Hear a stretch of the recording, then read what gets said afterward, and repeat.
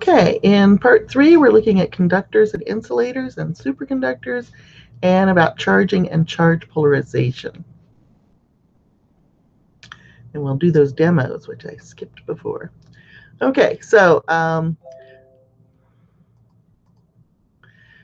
there are conductors and insulators. And so conductors are materials where the electrons can flow easily, usually. And so it's usually electrons. And what they do is they carry electricity, right? They carry charge. So these are often the same as we had for heat conduction. Metals are really good at conducting heat because of loose electrons. And also we can have electricity is the flow of electrons.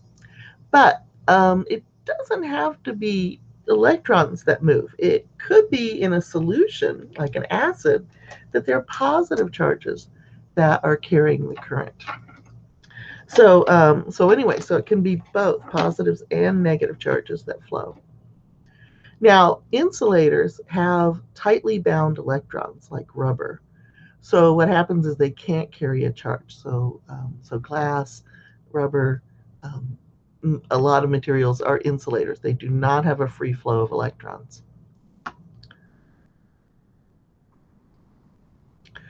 So electrical resistance is basically how well the material will conduct the electrons, and the resistance is the measure of how they resist that flow of electrons. And is defined as the ratio of the energy, source voltage, so voltage, to the current. So voltage divided by current. So resistance, R, equals voltage, which is going to be represented by V, divided by current, which is represented by the letter I.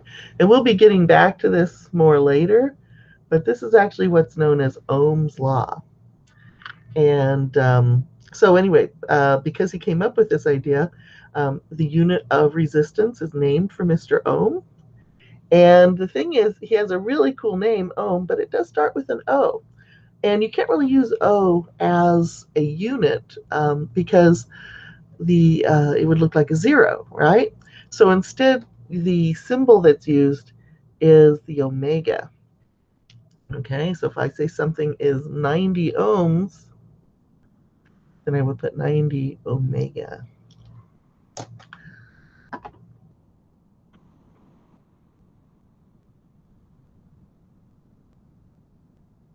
Now, electrical resistance, when a wire is thicker, it allows electricity to pass more easily. If the wire is long, then there's more resistance. And of course, different materials have a different amount of resistance. So copper is good. It's got a low electrical resistance. Gold and silver are really good, but we don't usually make wires out of those. But rubber has enormous resistance, so it's used as an insulator.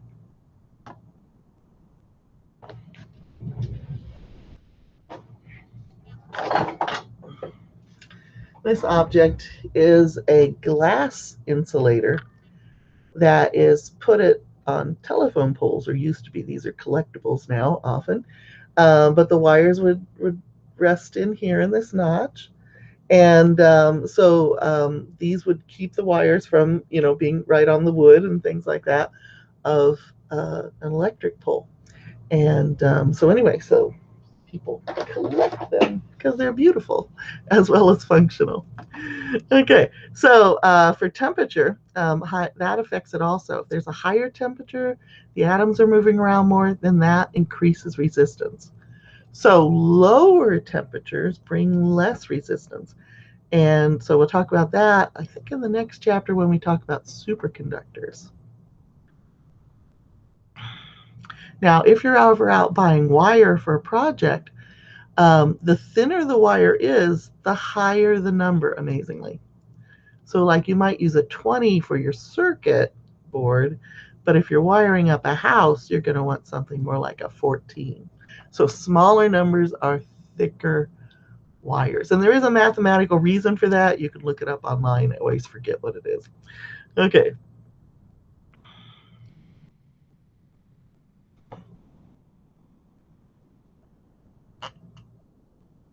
So again, good conductors, loose outer electrons, insulators, tightly bound. Now, semiconductors are materials that are sort of in between. They're not really good conductors, but they're not totally resistors. And they can be varied, the amount of resistance, by doping the material with other elements. So like boron and germanium can be doped into silicon. So here's a silicon chip here. And that makes little trails, which are your little tiny microcircuits inside the silicon. Superconductor materials are materials that have infinite conductivity or zero resistance. Usually that comes about because the temperature is close to absolute zero. And so at Fermilab, they have or had magnets with a coil of wire, copper wire, but it's kept it near zero. And so these were superconducting magnets. And we'll talk about those a little later too. Okay, and here's some semiconductors, so transistors, so little trails in there of doped material in the silicon. And transistors over here, which are like little gates that allow electricity to flow. But those little gates now are in here. So instead of having a big object that you put in a circuit board, the circuit board is this little microchip. And you can build thousands and thousands of transistors, little gates that allow electricity to flow, millions of transistors into a semiconductor chip. Okay, so charging takes place by a couple of different ways. One is by friction, one is by contact, one is by induction. This is how you can charge objects up. So friction basically means two objects rub, two materials rub against each other. One of them has a greater affinity for electrons, so it will steal electrons from the other. And so like the girl here is scooching over to be close to the boy, and her maybe wool skirt is rubbing on the seat, and wool will tend to uh, charge up. And so she then kisses him, right? So then she's charged up. And that can happen. So if you've ever scuffled across a carpet, your rubber shoes are collecting electrons from a natural fiber carpet, perhaps like wool, and nylons and things like that, which is not natural. But anyway, you can collect up electrons, and then when you reach for a doorknob, you get shocked. Okay, so that's charging by friction.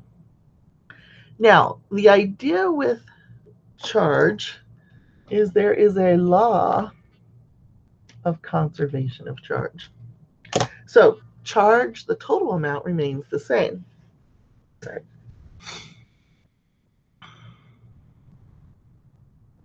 And so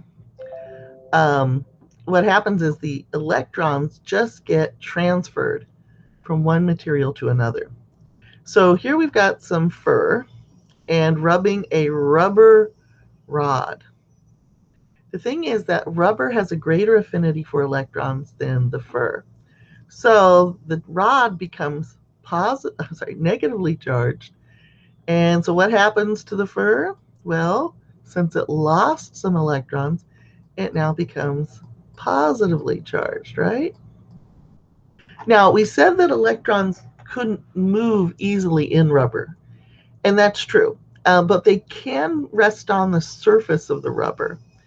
Okay, so you can electrostatically charge a rubber object. It's not conducting the electrons, but they will cling to the surface.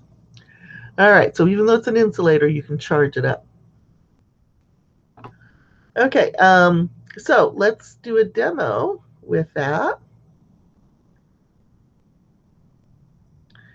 And so I'm going to take the camera over.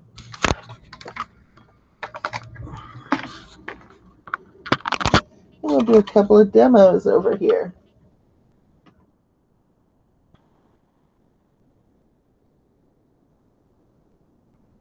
Let's see. Stop presenting this.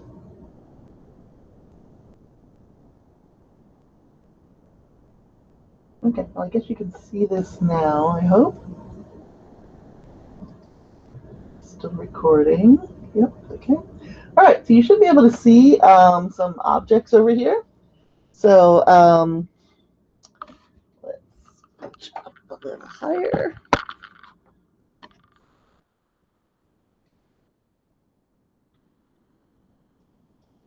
And a little higher. Okay, let's get some light.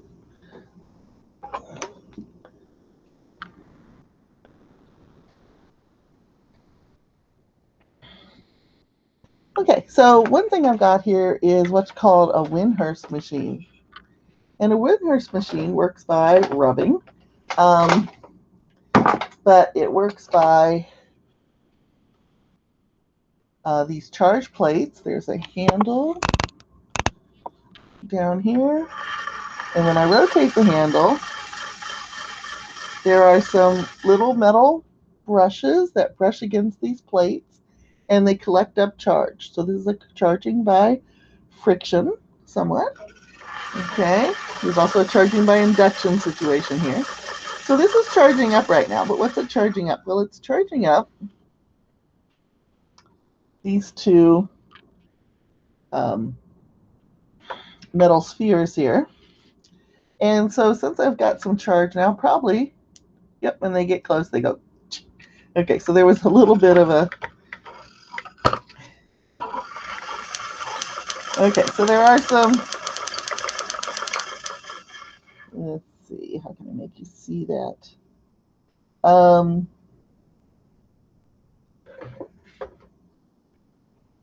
Something black. Nope, nope, nope, nope, nope. Sad lack of black objects here to block this. Okay, here's a cell phone. Okay, so watch the charges, hopefully. See if I can, I don't know if I can do this. I need 3, 4, 5 hands, something like that. Okay. No, can't. Okay, can't hold it. So anyway, so that they're charging up the spheres, and then the charges are being discharged across the little gap there. Now, as I make the gap bigger, then what happens is they're not able to jump across it until I bring them closer together, usually.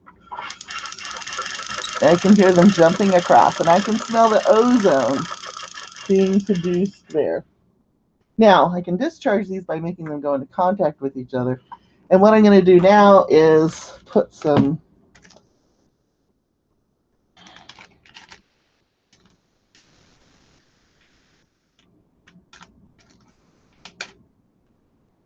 little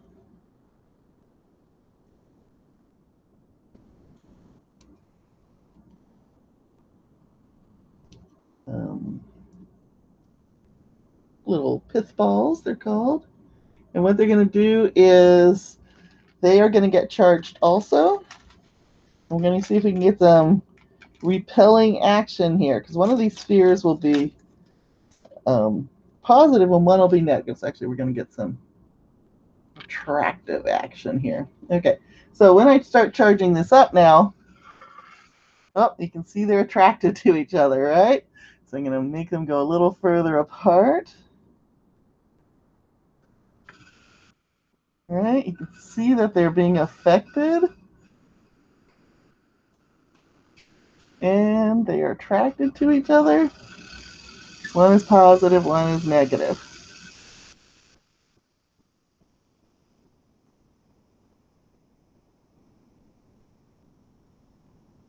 Discharge them into me because I'm a big sink of electrons. Let's play around with that again. There we go, one more time. Doesn't take much because they're very small objects. So they're attracted to each other. And if I put on a third one, over here, a red one, on the same one as the green one, then what should happen is that it will be repelled away from the green one.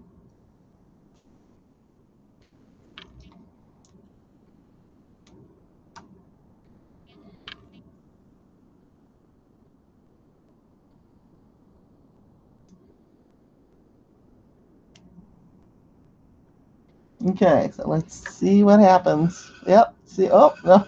Okay, the blue came over and grabbed the green one. Here, blue, you go away. Okay. All right, so now you can see how the blue is very persistent. Okay. And you can see how the green one and the red ones are not attracted to each other because they are both the same charge, but they are attracted to the blue. Ah, the blue made it over. Okay. So anyway, so we've got charging of objects here. Now, the ancient Greeks used to charge up amber. So here's a piece of amber that I could rub with a piece of fur. And in fact, the word for electricity comes from the word amber. So I can charge it up and I can attract or repel things. So we will play around with that a bit after we charge up these things. So let's charge up these rods up here. Let's take your camera up a little bit further.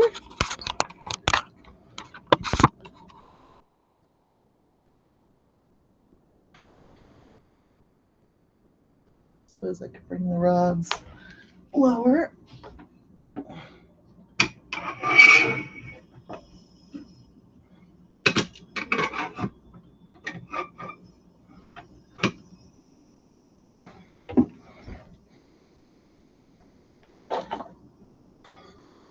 Okay, so one is a rubber rod, one is a glass rod.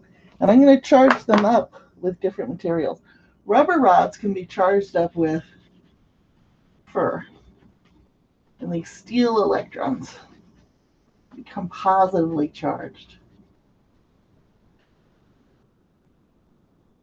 Okay, so that one is now positively charged. I'm sorry, the negatively charged. Sorry, rubber rods become negative. They steal electrons. The amber should work the same way, I think. So let's see if I got the amber charged. It doesn't look like it. Okay. All right, now let's try the glass rod. The glass rod we're going to charge with some silk.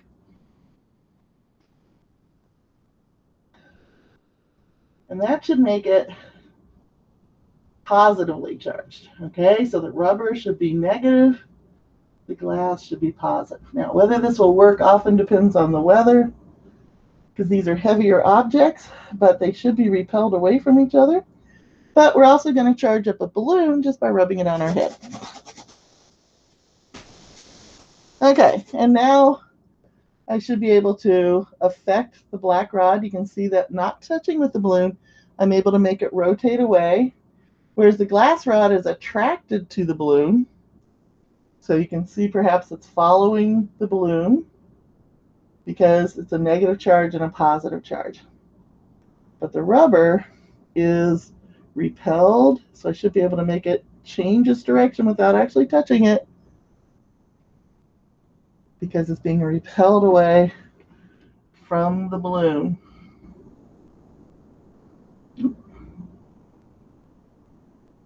Okay, so anyway, so charged objects can be charged up and they can attract and repel, as we were talking about. So that was charging by friction.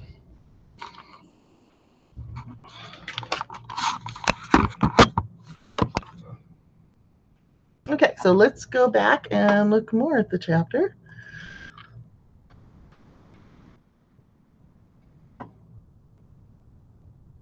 Oh, actually, back over here. All right, so some of the PhET simulations are about charging. So one here is John Travolta, or so making fun of his, so John Travoltage because he making fun his name is close to the word volt. And here, by rubbing his foot on some carpet, you build up charge, and then he gets zapped. And so you can move his arm up, see how much charge it takes for him to get an electrostatic discharge. Anyway, so you can play around with that. That's kind of fun. The other one is this balloon one, which similarly, if I take a balloon and I rub it on a sweater, wool sweater, then the rubber balloon will gather negative charges. So now it has more negative charges.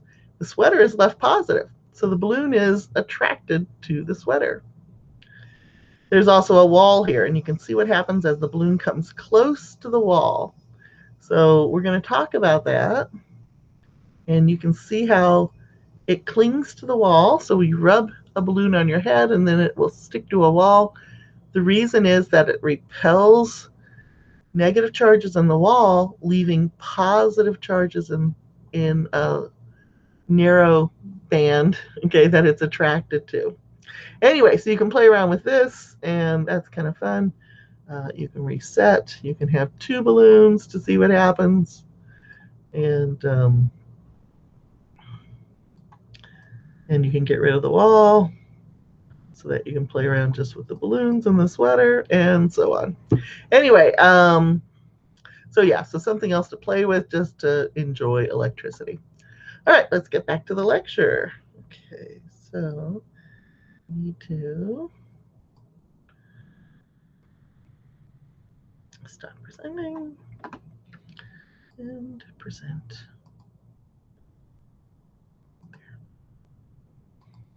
Okay, so when you're charging something up, it's millions of electrons that are transferred. And one object will become positive, one will become negative. So here's brushing Fido's fur with like a nylon brush. The electrons get scraped onto it. So Fido, have you ever had that where your hair is kind of sticking up, right? After you brushed it or something? Same sort of thing goes on. Usually that'll happen on a really dry day. So on a moist day, there's lots of humidity, and they steal the electrons before you can get this cool effect. Anyway, so yes, so Fido would be left positive. Okay, so we're going to talk about lightning. Also, lightning results from a separation of charges in a cloud. So often so here you see a lightning strike, an electrical discharge, like I was creating with the Windhurst machine. And so this is because ash particles in the cloud are rubbing past each other, and so they get charged. Now, during a thunderstorm, same sort of thing happens. Ice and water droplets are circulating in the cloud. It generally ends up that positive ones are on the top of the cloud, negative on the bottom of the cloud. Though I have read somewhere that sometimes that can be reversed. Okay, but what happens is that the cloud, as it passes over the ground, will repel negative charges deeper into the earth. So these negative charges here affect the objects here, and they start driving negative charges down into the earth, leaving the surface of the earth more positive. Got a positive surface now. And so what happens then is that's an electrical discharge will occur because of this charge separation. So you get lightning down, like here into this church steeple, and a lightning bolt is readjusting. Okay, so negative charges are moving down towards the positively charged earth. Now, what's the best way to survive if you're outside during this time? And well, a lot of people, well, golfers, tend to get killed because they're raising up a metal object, right? A golfer is raising up a golf club, which is metal. And one of the horrible things is that lightning can actually go like 2 miles away from the cloud. So even though you think you're safe far away from the electrical storm, lightning might go stretch that far to get you. So anyway, of course, you've heard you're not supposed to stand. So don't carry golf clubs up in the air. And even umbrellas are a little iffy if they're metal. Okay. Um, so to protect buildings, of course, they put on lightning rods. The lightning rods carry the electricity down to the ground because the lightning rod has a metal cable that then is attached to the water pipes usually that go into the ground, and that carries excess electricity down to the ground safely rather than catching the roof on fire. Benjamin Franklin invented the lightning rod, by the way. But what about you when you're outside? Now, I've been outside in big electrical storms before, because before we had really good ways of telling the weather. It was easy to go for a walk in the woods and then get stuck in a storm. So anyway, I've been through some pretty spectacular ones. So let's erase this part and put in a tree. Okay, so the thing is, of course, you don't want to be under a tree. And why is that? And forests are full of trees, right? So it's like, how do you avoid it? Well, one of the problems with trees is that the electricity is, for one thing, attracted to tiny pointy things like branches. And so the lightning will strike the branch and come down the trunk towards the ground. And if you're standing underneath, there's supposed to be X's, then the problem is that you can become a shortcut, because the lightning wants to go, the electricity is trying to take the shortest path, and it's being repelled from the other electrons that are in the main trunk of the tree. So you, being a big bag of salt water, conduct electricity. So lightning might go right through you, down, and out your feet. Usually that's really bad for your brain. Okay, so what can you do? Well, some people are like, well, maybe I should lie down on the ground. Well, the problem with that is that if you're lying down on the ground, the lightning that might be spreading out from a nearby strike, like the tree, might just go, so it's coming down here, it's repelled away. It might again see you as a shortcut, and so it would go through your body. So that's not good. So the best thing to do is to crouch down. So crouch down, and don't put your bottom on the ground. Sorry, hard to draw this. And don't touch the ground with your hands, because the main thing you want to do is make sure that you are keeping the lightning away from your heart. So if you're down, you're lower, so it's less likely to take you as a shortcut. It can pass through your feet and you'll survive. But what you don't want is it to go in one hand and out the other hand, or through your head and then through your heart. So you try to keep low, keep your hands close to your chest, and so that lightning won't try to crawl up your arms and cross through your heart. Okay, so crouching, and then you may survive. Okay. All right, and there's a video here. You can watch these videos. One of them has more information like that. Actually, the same information.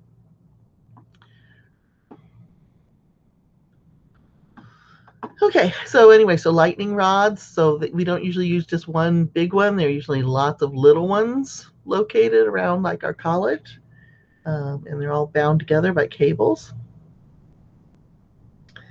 Okay, some other ways of charging things by contact is if you've got something that's already charged up. So here's a charged rod. Let's say it's got negatives in it. Okay, and you touch this metal conductive ball. So this is a metal. Then what happens is that the electrons will go into the metal, and then they're repelled away from each other, so they keep going, and they go down to the ends of this, which is called a little electroscope, which is kind of fun to play with, where you can charge it up, and these two little gold foil leaves will separate because they are full of electrons, so they're repelling each other. So the more charge you put on, the more little leaves will repel. So contact is just electrons transferring, and electrons will do that because they're being repelled from where they are by the other electrons.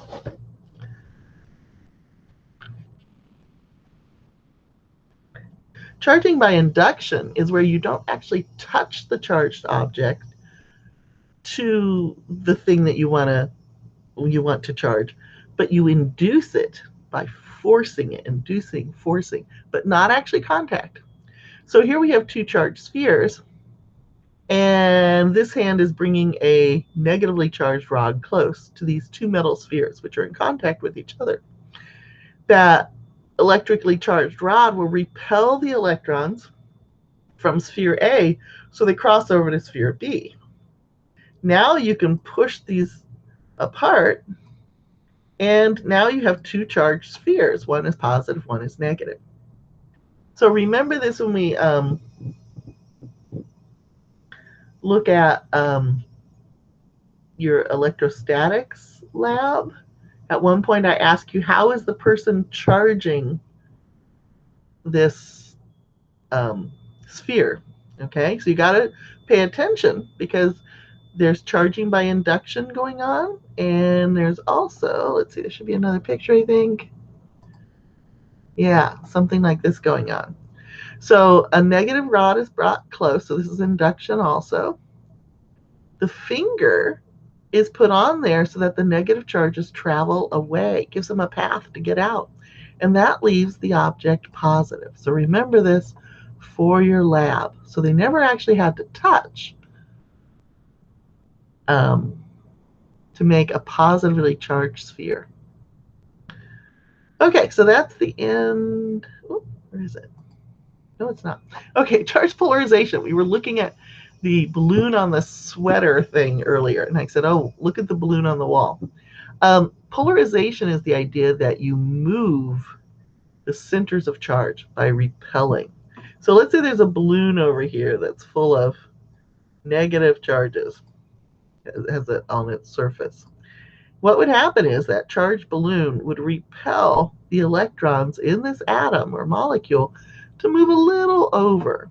Okay, so normally they would be centered, but now they're being pushed over. And so what you've done is what's called polarization. You've got positive charges one side, negative charges on the other side. And that's electric polarization. And that's usually temporary. So this one would be called a temporary induced polarization because we induced it with the balloon. It's also temporary. You take away the balloon, everything will come back to the way it was. So when a balloon is attracted to a wall, what it's being attracted to is a layer of positive charges because the negative charges have been repelled to the other side of the molecule. Usually the wall being an insulator, they can't move actually through to the other side of the wall. But what can happen is that they can move to the other side of their molecules. And so you end up with a positive layer. Apparently they're supposed to be positives. Okay, so in the molecule, it has a positive end and a negative end. So the balloon is temporarily attracted. So a positive induced surface charge is what we call that. So the balloon will stick until water molecules come by and steal away the electrons.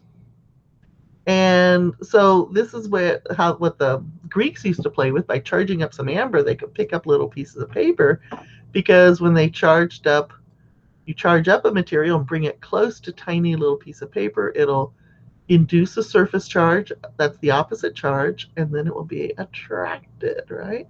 So the positive cone is inducing a negative charge. And water molecules are naturally polarized because the oxygen and the hydrogens, okay, the hydrogens tend to donate their electrons more to the oxygen atom. So it ends up negative. Those are supposed to be negative charges, not a mustache. And the hydrogens end up more positive. So it's naturally polarized. And so if you bring a charged balloon or charged comb close to a stream of water, it's really cool. You can make it dance because they'll be attracted. Molecules will be attracted to the comb. Okay. All right. So that's the end of that was the end of part 3. Okay, we go on to part 4.